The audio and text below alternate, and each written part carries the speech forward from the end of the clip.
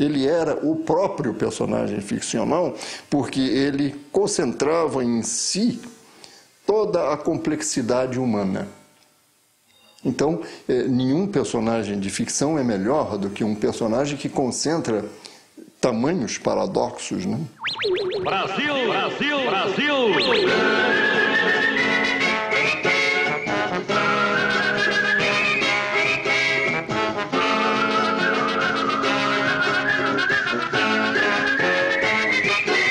Eu não conheci pessoalmente o Braulen, como é Boylen?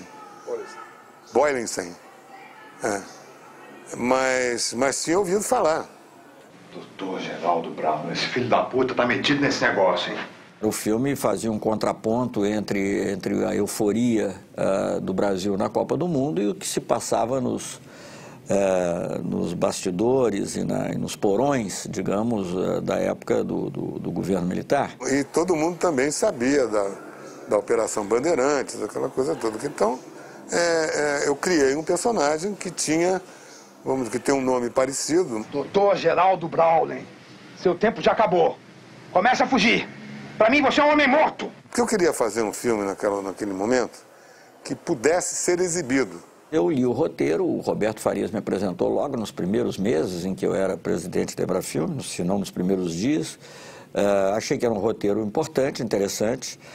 Eu sabia que podia dali resultar algum problema. O filme foi exibido no dia 26 de março e no dia 27 ele foi interditado pela censura.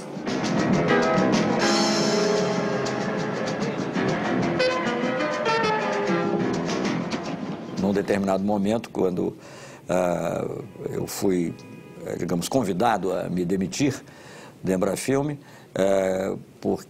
por uma pessoa do establishment político-militar na época que disse, não, mas é claro que o filme não é um filme de ficção, o filme se referia à Operação Bandeirantes. Eu falei, bom, é óbvio que isso era evidente. O que diferenciou Boylensen dos outros empresários é que ele, de certo modo, era um homem fanatizado ou talvez sádico.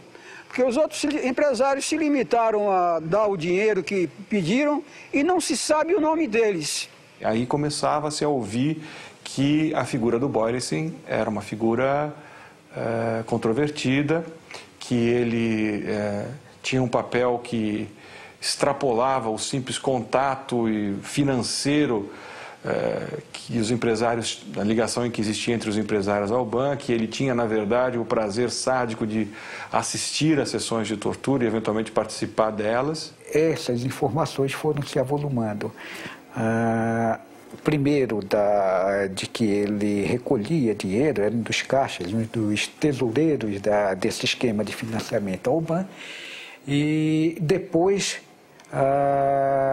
com as informações de companheiros presos de que ele participava pessoalmente da tortura, das sessões de tortura na UBAN. Ele perguntou o que eu tinha, né? Então, falei, nós usamos aí um método, ela não tem assim, né? Não está podendo andar, mas vai voltar, né?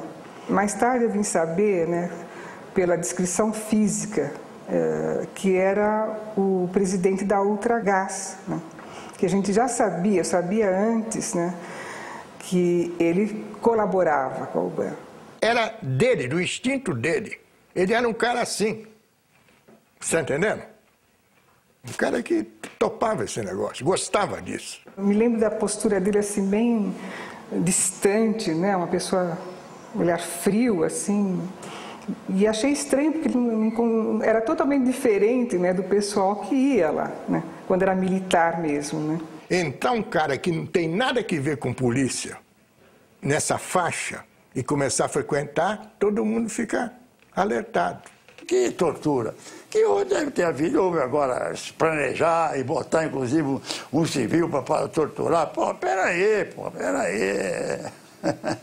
O fato do Boylensen ter participado de tortura, eu acho isso uma bobagem das maiores. Ele visitava o DOI-CODE, às vezes fazia refeições no DOI-CODE. Assumiu o comando do DOI no dia da sua criação, em 29 de setembro de 1970. Boylensen foi assassinado em 15 de abril de 1971. Nesse período, ele esteve uma única vez no DOI, em dezembro de 1970, quando foi me cumprimentar pelo Natal. E ele frequentava constantemente a Operação Bandeirantes, a sede da Operação Bandeirantes. E gostava muito do pessoal, trabalhava. A gente sentia nele até um guerreiro também, como éramos nós. A gente sentia nele também um guerreiro. Cumprimentava todo mundo, soldado, cabo, com ele não tinha problema porque eu sou presidente do Grupo Ultra e tal. Então era um cara excepcional. Fazer questão de presenciar a tortura, dizem até que criando ou trazendo para o Brasil instrumentos de tortura. As organizações terroristas criaram a farsa de que Boylissen foi justiçado por frequentar o DOI e assistir aos interrogatórios, por inventar uma máquina de dar choques elétricos chamada pianola, que ele mesmo testava nos presos.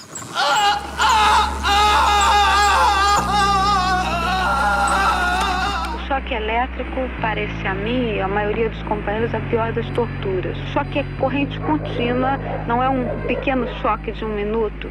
Há um companheiro que ficou no Brasil que sofreu um choque contínuo durante 20 minutos. Existem diversos instrumentos para dar choques elétricos, entre eles a pianola Boylissen. Adquirida nos Estados Unidos e trazida para o COD-DOI de São Paulo pelo industrial Henning Albert Boylissen, a pianola tem um teclado como os instrumentos musicais, que ao serem premidos, fornecem uma descarga elétrica em escala crescente. Ninguém sabe bem o que era exatamente aquela pianola, a não ser que ela era, evidentemente, uma bateria de choques elétricos acionados num teclado. Preso pelo DOPS de São Paulo, Olavo Hansen foi imediatamente levado para o DOI-COD, onde ele foi torturado. Na volta, os companheiros de cela de Olavo ouviram dele o relato das torturas sofridas. Obrigado a despir-se, sofreu espancamentos, pau de arara, afogamentos e choques elétricos, agora aplicados por um aparelho mais sofisticado e conhecido como pianola Boylissen. Jeg tror, der var en eller anden form for dødsdrift på en eller anden måde. Måske også længsel efter den kultur, han kom fra på en eller anden måde. Men den kultur, han så kom over til, gav ham flere muligheder. Den gav ham mulighed for at udleve alle de der laster og skal vi sige, mørke sider, som han havde. Det han aldrig kunne udleve i Danmark. Der var han blevet stoppet af vores systemer her. Men der kommer han over til en land, hvor han opdager, at der er måske sådan en eller anden form for til selvbord, hvad det angår. Der kunne han udleve alle de der mørke sider, han havde. Det kunne jeg egentlig godt fornemme.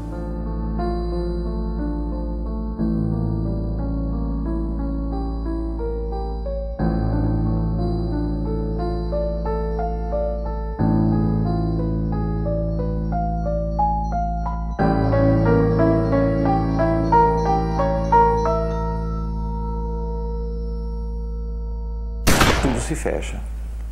Diretor da Ultragás, a Ultragás emprestando dos caminhões, a Ultragás participando da caixinha e o diretor da Ultragás dirigindo uma sessão de torturas. O Monsieur Boylissen, além de financiar, tinha prazer em assistir e participar das sessões de tortura na sede da UBON. Ele foi visto lá por militantes presos e a informação chegou ao comando da guerrilha que condenou Boylissen à morte. É um estigma, esse homem é o mal, né? E talvez do outro lado achasse que ele era o bem, né? Porque ele ficou assim uma espécie de mito, não? Uns achavam que ele fazia uma coisa espetacular, outros não achavam, e assim era a coisa. E os esquerdistas não topavam ele, de jeito nenhum. Tanto que armaram o acontecimento que deu origem à morte dele.